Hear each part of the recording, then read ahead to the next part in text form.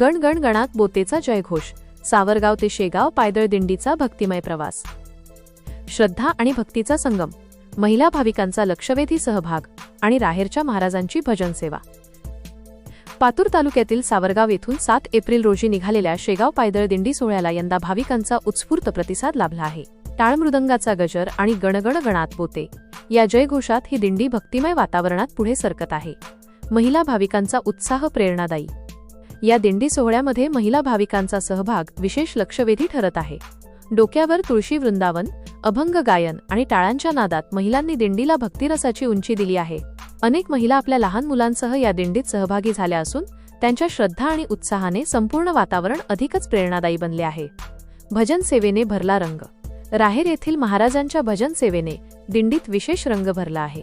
त्यांच्या सुमधुर आणि प्रेरणादायी भजनांमुळे भाविकांमध्ये नवा उत्साह निर्माण होत असून संपूर्ण दिंडी परिसर भक्तिरसात न्हाऊन निघाला आहे।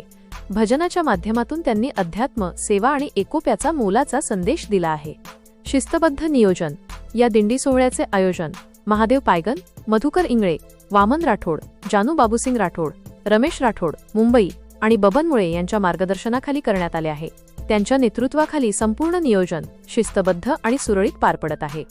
ठिकठिकाणी स्वागत आणि सेवा, दिंडी मार्गावर विविध ठिकाणी भाविकांसाठी पाणी, अल्पोपहार आणि विश्रांतीची उत्तम व्यवस्था करण्यात आली आहे।